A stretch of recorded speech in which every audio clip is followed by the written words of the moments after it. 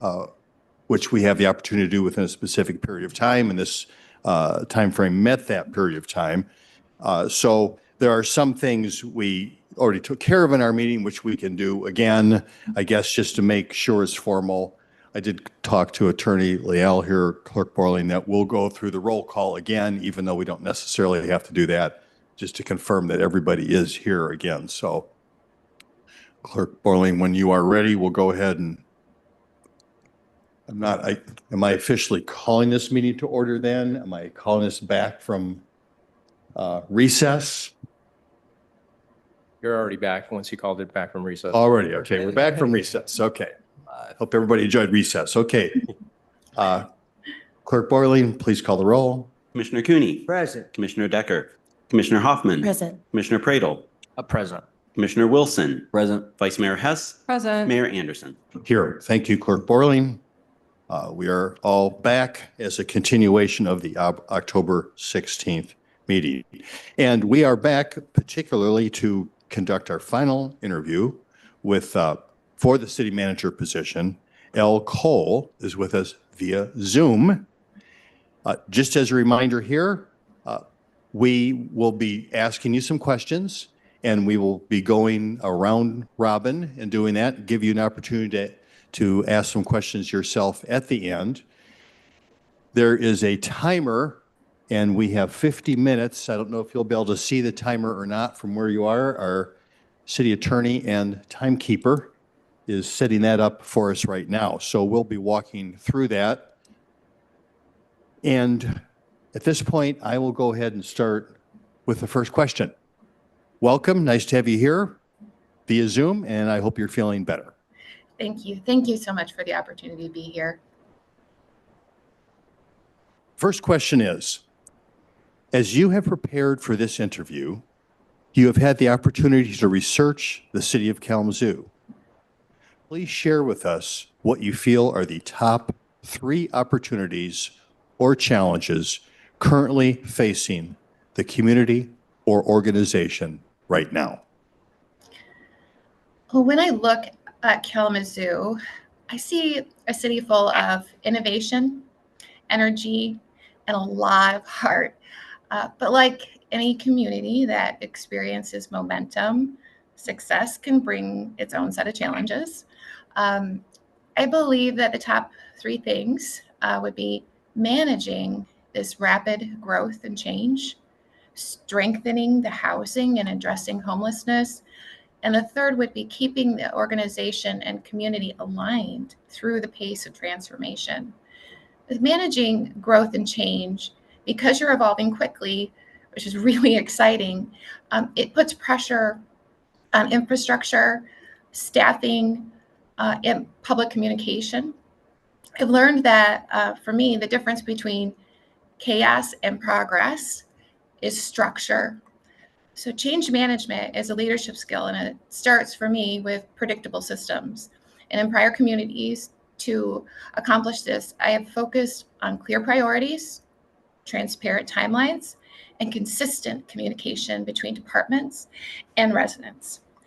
Because I believe that when everyone understands what's coming and why, growth becomes empowering instead of overwhelming.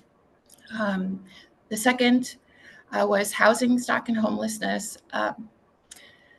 The housing gap definitely is widening, and that's the most visible reflection of inequity really in any city. My approach really is to treat housing as infrastructure, because stability and opportunity start there. That means more modernization of code enforcement to preserve our existing housing stock, expanding partnerships for workforce and transitional housing, and leveraging adaptive reuse to increase faster supply. In a prior community, I led a regional collaboration that unified our city, county, and our nonprofit partners and churches into a single response framework. Its job was not only to reduce homelessness, but its mission was also to, reestablish the dignity with the coordination. And that's the same type of integrated approach that I would bring for Kalamazoo. And the third would definitely be organizational and community alignment, which to me builds trust. So when you're moving fast through change, even good people can lose connection to our overall mission. So my philosophy is that alignment creates the trust in the community and a lot of calm.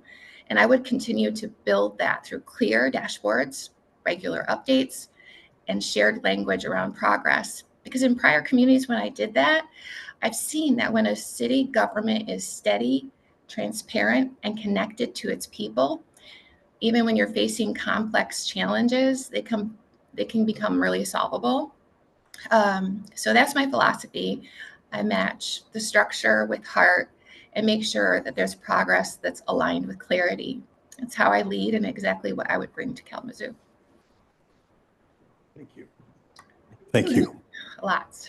Did that answer your question? Yes, thank you. Hello, Elle. This is Vice Mayor Hess. Our second question is, can you share with us how you describe the role of city manager in the commission manager form of government and your approach to leading in the role of city manager? Okay. So for me, a city manager's job is to drive commission priorities into outcomes. For me, the job is about balance between vision and operations, between data and empathy, and between commission priorities and the realities of execution. With a city manager, to me, being the translator between the policy and the performance. And taking commission priorities and then turning them into outcomes, that residents really can see and feel. And I would describe my leadership style as strategic, people-centered, and outcomes-driven. I believe that in local government, in order for our work to matter, our teams must be able to tie daily work to mission and understand that they're a part of a larger movement. I blend the discipline of a CPA with the vision of a community builder. I connect strategy to daily work to accomplish goals. For example, I've led an $85 million treatment plant renovation. I've turned 4% fund balances into 27%. I've negotiated highly complex union contract negotiations. And I've managed to secure millions of grant funding for downtowns. I build cross-functional teams all around shared outcomes of fiscal discipline, community impact, and trust. I handle change with intention. I believe that you need to create stability in order to handle the change. And so I use communication, accountability, and transparency. No matter what the task is at hand, I lead with what I call the 5 C's: clarity, creativity, communication, collaboration, and compassion. Because I do believe that when teams feel supported and have barriers removed, it not only allows them to meet the goals, but exceed them with passion. And that's the type of leadership that I would bring to Kalamazoo. Thank you, Elle. Good morning. This is Commissioner Pradle. So the question is that the city of Kalamazoo is a very collaborative community. Describe your approach to establishing relationships, more specifically advancing equitable practices for diverse groups or traditionally underrepresented populations within our community and in the workplace. Could you just repeat the last part of that question? I'm sorry. Sure. So could you describe your approach to establishing relationships, but more specifically, advancing equitable practices for diverse groups or traditionally underrepresented populations within our community and the workplace? Wonderful. Thank you so much. So in Kalamazoo, I've noticed that collaboration isn't just a value. It's literally how you get things done. So my approach to building relationships, especially with diverse and underrepresented groups, begins with listening. I want you to know that it's not in a performative way, but it's through genuine proximity. I go to people where they are, in their homes, in their neighborhoods, at churches and small businesses, and at community events, and I listen before I lead. When I stepped into a leadership role recently, I noticed that there were some groups that didn't seem to feel heard and seen in our city processes. So instead of forming another committee, what I did was I started to have one-on-one conversations, and I met with the residents, I met with the business owners, and I met with the advocacy groups, and I asked, what do you want to see at City Hall? What do you want to understand better about your experience? And we built structures around what we've learned, and not the other way around. We created language access points for Spanish-speaking residents. We partnered with local schools to connect students to our civic projects. And we also developed a community health and wellness initiative that elevated our DEIA from kind of this abstract goal to a working plan. I really found that through my years of leadership, that trust does not come from sitting in front of a microphone. It really comes from consistency. And people really notice when you follow through. They notice when you remember their name. And they notice when you bring feedback from their feedback back into your policy. That's really what creates equity, not in programs, but in presence. So my approach here is simple. And I show up, I listen deeply, and I make sure that we follow through, because inclusion isn't just about who gets invited to the table. It's also about who feels comfortable speaking once they're there. Thank you. Good morning, Elle. Commissioner Wilson here. We reviewed your cover letter, resume, and other application materials. Tell us what specific skills and experiences you bring to this position, and why are you interested and uniquely qualified to become our next city manager? Well, from the first moment I learned about the opportunity in Kalamazoo, excitement was definitely in my heart. I'm going to be honest with you. There was a very quiet voice that said, you're from a smaller city. Will you be well suited for the position? I spent a lot of time reflecting on what I've learned as a small city leader, which has been supported by decades of public sector executive leadership. And I realized that this has literally been the best training ground for a city manager that there could be. That's because I need to understand all systems with precision: finance, operations, politics, and people. In a smaller community, you can't delegate vision. You roll up your sleeves alongside your team and learn to stretch every dollar and build trust one conversation at a time. And over the past 20 years, I have built an executive muscle through managing these limited resources and turning them into measurable outcomes. I've stabilized multi-million-dollar budgets. I've led $85 million infrastructure project, and I've tied initiatives to metrics, providing transparency to all stakeholders. I want you to know also that I really love to turn policy into story so that residents can understand easily how it connects to their daily lives. And in Kalamazoo, I see so much wonderful, great things happening. Philanthropy, the promise, the complexity.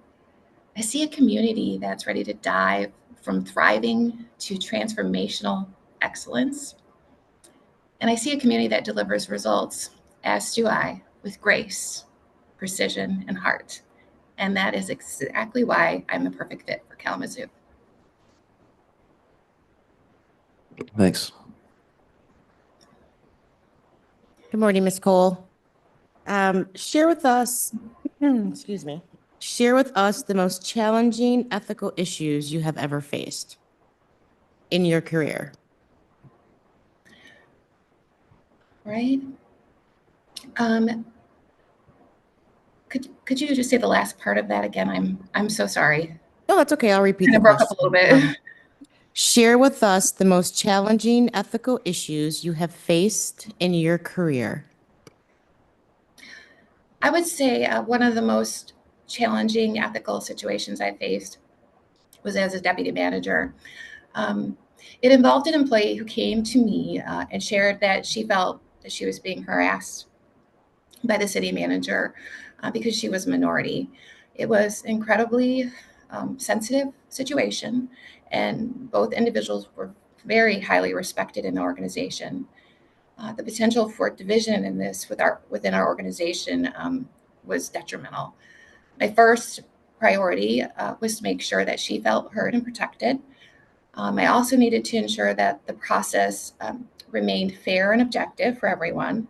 So I immediately contacted our HR director and our city attorney, and we began a third-party investigation so that there would be absolutely no perception of bias or favoritism.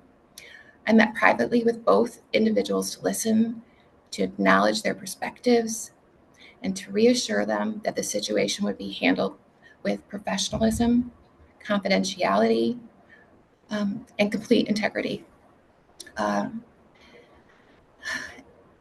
At the time, I remember being focused on stabilizing like the broader team. I did that by emphasizing communication, respect, and transparency throughout the process. We held meetings about workplace culture, and we definitely reaffirmed our shared values around equity and inclusion.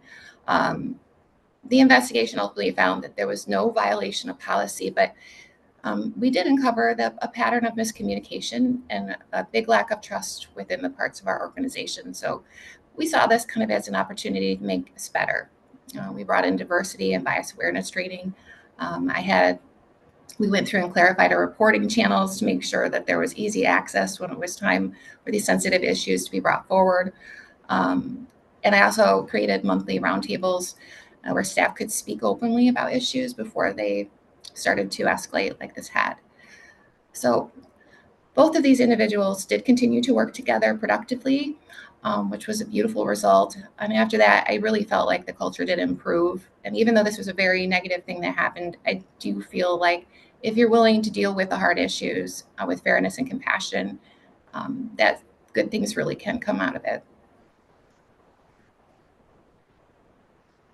Did that answer your question? Okay. Did that answer all parts of your question?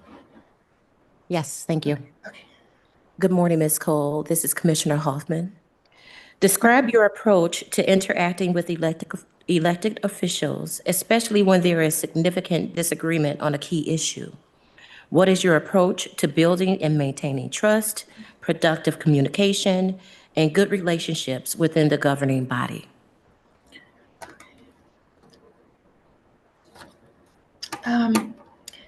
I believe that the differences, I really do believe that the differences in our opinions are the best part of our democracy.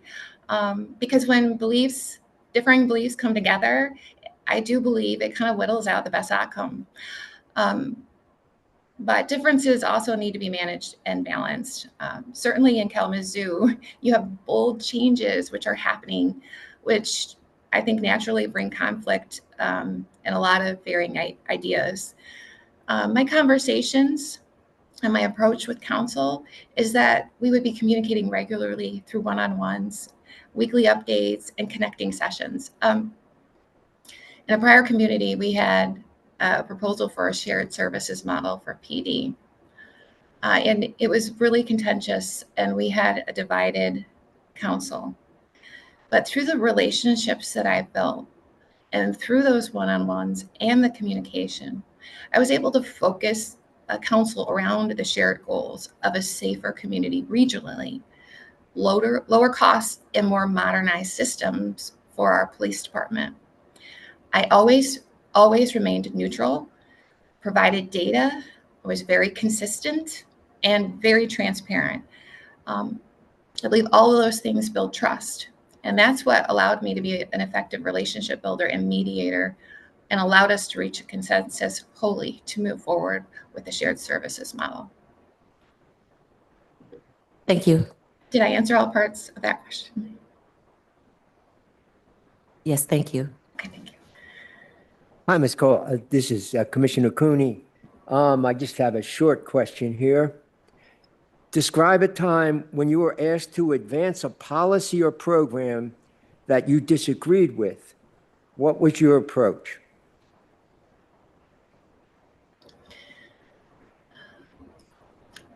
early on in my leadership roles, I was asked by a council to advance a policy actually for utility billing that would remove allowances for adjustments of leaks or large water loss. And that was impacted water and sewer bills, for the leaks. I personally felt, with all honesty, that the policy lacked a lot of empathy, but I did see that the allowances had grown out of control, and in the elected officials' eyes, that certainly was true. So there was a very solid backing for the policy to be approved and move forward. What I did first was I met with the council to fully understand their position. I wanted to ensure that there were no opportunities for a compromise with the public. And we were able to move the needle a little and lessen the reduction a bit, but the policy did still move forward. I certainly respected the council and their decisions and understood their perspective and where they were coming from. So therefore, I flipped models and I did my best to smooth the deployment to our residents. I created outreach and education in advance. I provide open hours for support services for those needing assistance with payments. And I also connected our county resources with the residents to soften the policy. I feel it was adopted with professionalism and grace, and it created more trust, not only with my council, but I felt it did with the community as well. Oh, thank you. Thank you. Jean Hess again here. We're getting toward the end of our questions, but this would be number 8. Some of the top priorities for the next city manager include addressing the issues of affordable housing and homelessness, downtown redevelopment, and infrastructure improvements. As our next city manager, how would you approach the downtown development in a way that supports growth and revitalization while balancing the issue of displacement for vulnerable members of our community? Also, please share any relevant experience you have in each of these areas. Wonderful. Thank you so much. This is a great question. During the community meet and greet, this was actually brought up a lot to me. So I feel that this question really reflects a concern that the community has. Because Kalamazoo is really at a pivotal moment. We have a lot of transformational aspects coming from FFE to Imagine Kalamazoo. You're shaping vibrancy and division right now. But with that comes change and tension. In a prior community, I faced a similar challenge, which was how to grow our downtown and attract investment without losing the people that made the city what it is. We had an older housing stock, very limited affordable options, and we had a downtown that was ready for revitalization. But we knew if we didn't have a plan, if we knew if we didn't have a plan, a very thoughtful plan, that growth and displacement would be very easily possible. So my task was to lead that redevelopment work in a way that was financially sound, equitable, and rooted in the community's voice. I wanted to create that kind of growth that it just didn't look good, but that felt good. I wanted longtime residents to know that they could still afford to live and that small businesses could still afford to stay. So I started reframing the conversation, and we talked about development versus people. We talked about growth with belonging. We tied actually our incentives directly to the community benefit. What I mean by that is, like, when we worked with downtown projects, we measured mixed income components or like ground floor affordability to keep the local entrepreneurs and neighborhood serving issues all in one place. We also partnered with the county, with their housing office and local nonprofits to layer housing trust funds and explore inclusionary zoning concepts, giving developers both the predictability and accountability that they needed. We also made an engagement cornerstone. We had town hall surveys. We even did door-to-door outreach in areas that were most likely to be impacted. And really the message was simple. We just wanted everyone to know that they deserve it excuse me, deserved a voice in what the revitalization meant to the community. I believe the outcome was meaningful. We attracted new investment downtown. We improved infrastructure through coordinated state and local funding. And we also protected affordability thresholds in key corridors. But what I'm most proud of all is that, honestly, our residents really felt seen and heard. And I noticed that they started showing up more at meetings. And it was so, it warmed my heart because it was not to protest, but almost in a way to start co-creating with us. And so that to me is when I know that the community is really starting to shift from fear of change into a type of ownership of its own future. So for me, I guess downtown development and protecting vulnerable residents are not opposing forces. They're part, to me, of the same mission, which is a thriving downtown. And we know that it isn't successful unless the people who make up the fabric can still call it home. And that's exactly how I would approach the issue in Kalamazoo. Thank you so much. Thank you. David Anderson again, back to me here. And this is the last question and a bit more open-ended. Excuse me. Two parts to it. Is there anything else you feel we should know about you? And what questions do you have for us? Wonderful. Thank you so much. Well, actually, if you don't mind, I guess that I'd like to address something that might be on your mind, which is maybe why I wasn't chosen as permanent city manager in the city of Saline. And this might surprise you, but the best way for me to describe this to you is Detroit Tigers baseball. I hope everybody likes Detroit Tigers baseball. If you remember about a year ago, nobody was really looking at the Tigers. They had inexperienced players. If you remember, the coach still hadn't proven himself. But those that were looking closely, they noticed the talent, they noticed the passion, and they noticed all the tools in their kit that they needed to be a successful winning team. And what they were doing during that time is they were doing transformational work and starting to become that together team that now is in a place where they're wildly successful. And that's truly how I view my time in Saline, because in smaller communities, sometimes they fall back on what they know, where I see here in Kalamazoo that you really do believe, you do really believe in that opportunity and change, and you have the same heart that I do for the people of your community. So I just, wanted to let you know that I do believe that I am the perfect fit, that I have the great experience here for the city of Kalamazoo, and wanted to really address that point with you. I guess that I did have one question, if you all wouldn't mind answering, or one of you. Yes, please go ahead. Yeah. The biggest thing that I would love to hear from this commission is, in a year from now, if we were to reflect on this time, and you have a new city manager in place, and they're just the perfect fit for your community, what would be the things that would have happened in the last year that would make you feel that way and be able to say that? So that is a good question. Does anybody want to start with that?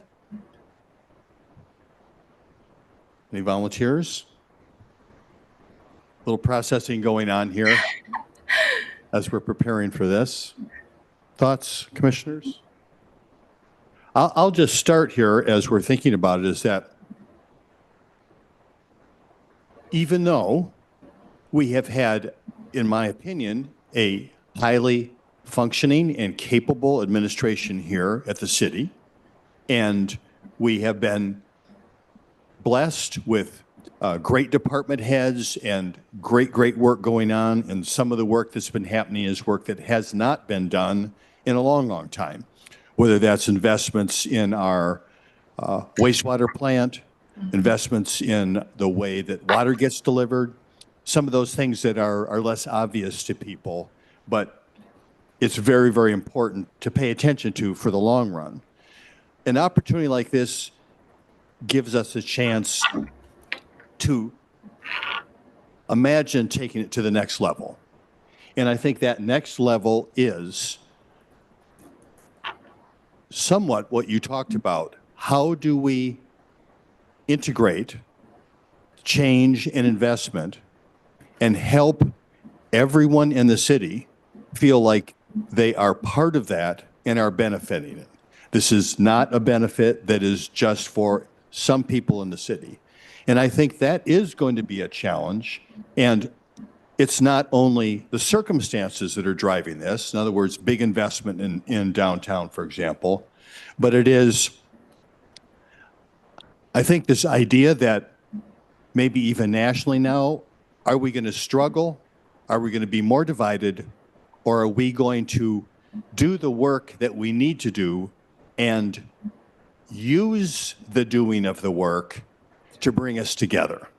So I guess in my imagination, I never see a time when there will not be people who will not disagree about certain things, but there will be a sense of optimism and inclusiveness that feels more energetic and more obvious a year from now than it does now.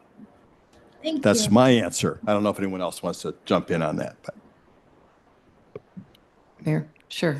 Vice Mayor? Yeah. And yes, and that means that we will be beginning this implementation of IK 2035 that the community has been through, and it will be being implemented in our neighborhoods, in our city, in our systems, in our functions. And like you said, Mayor, with optimism and inclusiveness, all the things you've spoken about here today. Would anyone else like to add anything to the questions?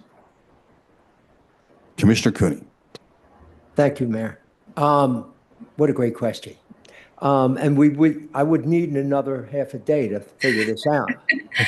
But my initial thoughts on this are, I think I would measure the success by looking at how we have move forward on our deepest problems.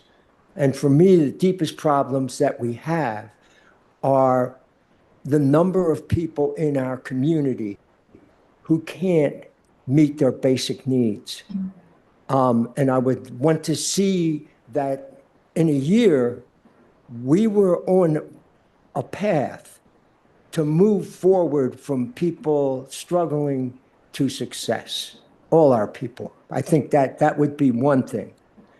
The second thing, I think, is something that you said, that we deepen the trust and that we move to a position where more and more of our people are, the word that you used, co-creating, that we are working together to make this community all that it could possibly be. Thank you, commissioners. That's anyone? Commissioner Pradel? Oh, I'm sorry.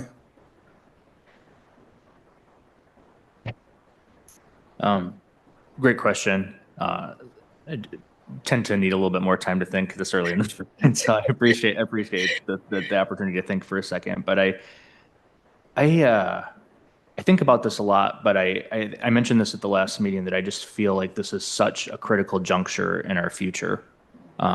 We've had a city manager for a very long tenure, but I think that the timing of this moment is particularly critical because there are so many challenges that could potentially happen that could divide us as a community. But if we have the right leader here working with us in tandem, can really unite us and unite the community. I think there is so much potential in this community. And I genuinely believe this, and I tell people this, that I believe that 10 years from now, that Kalamazoo will be the community that people talk about. You know, it's not the Ann Arbor and Grand Rapids, like, well, we should do what Grand Rapids and Ann Arbor are doing. I think more and more you're seeing where people are saying, well, like, look what Kalamazoo's doing. There's some impressive things, but I think we can be that leader that people look to.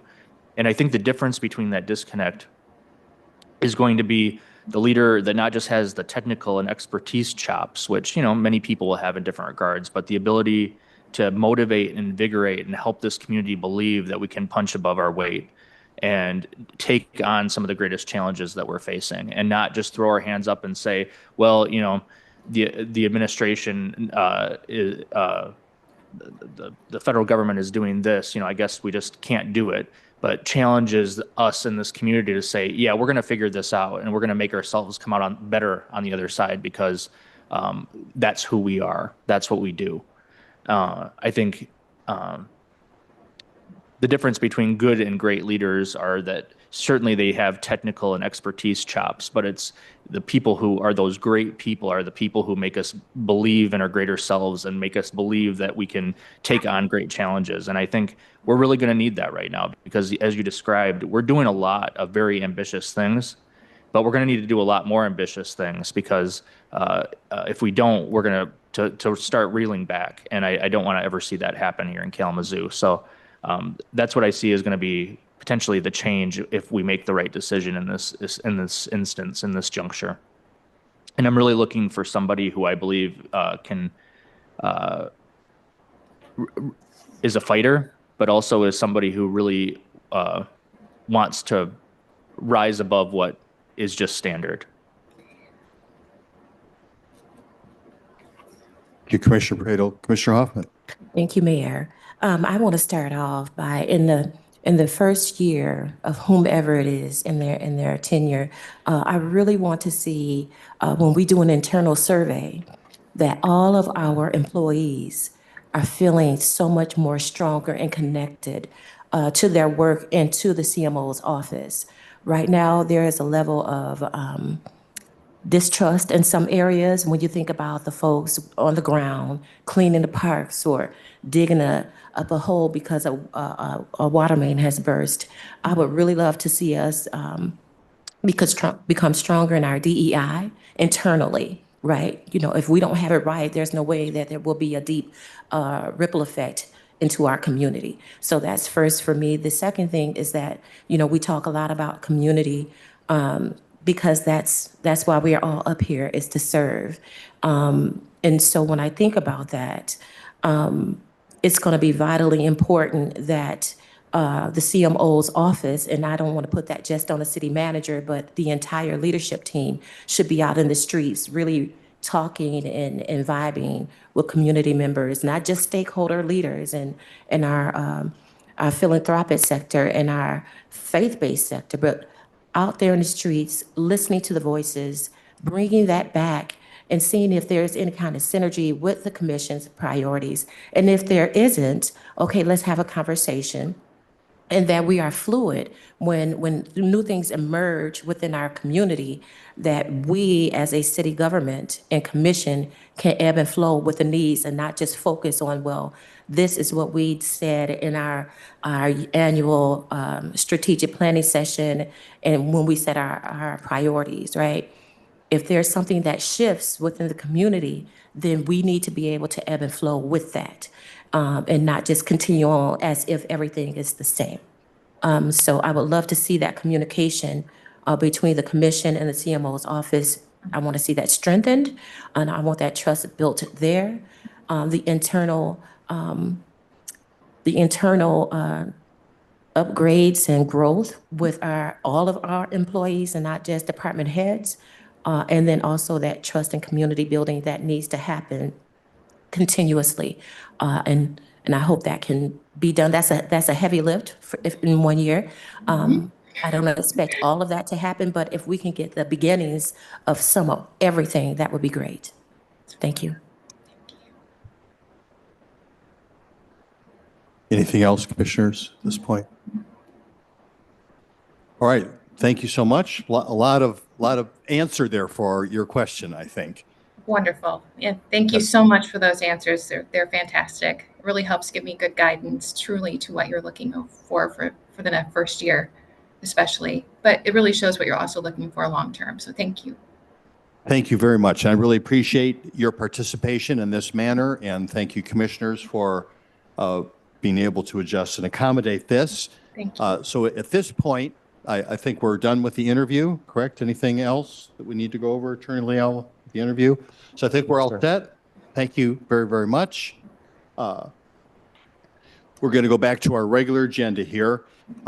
Just as a reminder, this is, we came back from a recess and we did cover some of these agenda items prior in our meeting, like public comment. But if people here would like to make public comment, we can open that back up again, allow for public comment this morning. That's not necessary. Just a reminder, there will also be opportunities for, on this whole process, there are opportunities to provide comment. Could you remind me exactly how you can get to providing comments here, either Vice Mayor Hess, at this point for anyone in the community?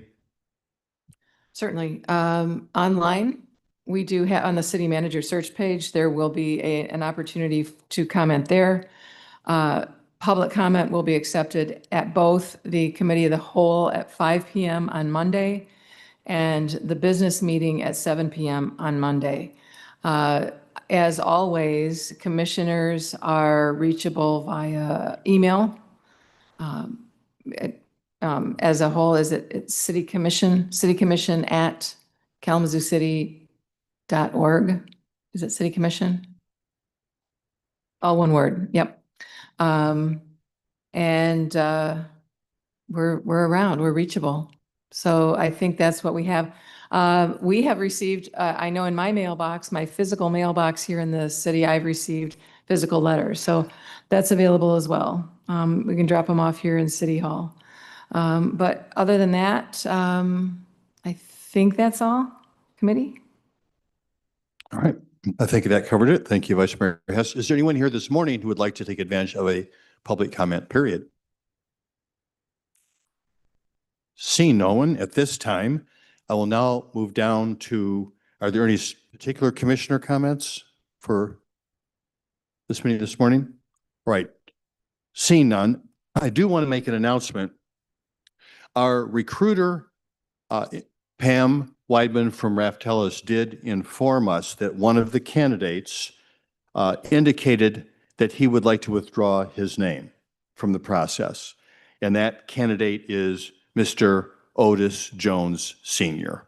So he officially requested of our recruiter that his name be withdrawn. Mr. Pradel.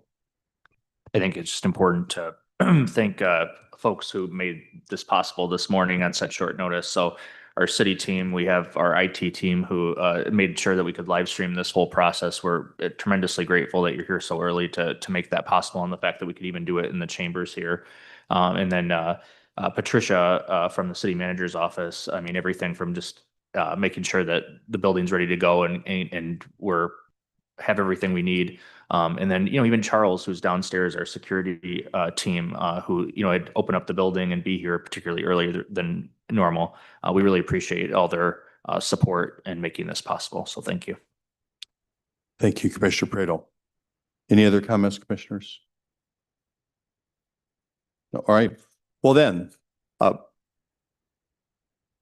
another reminder, we will be planning to make our decision relative to, in an open process, relative to the candidates that we have at our meeting on Monday.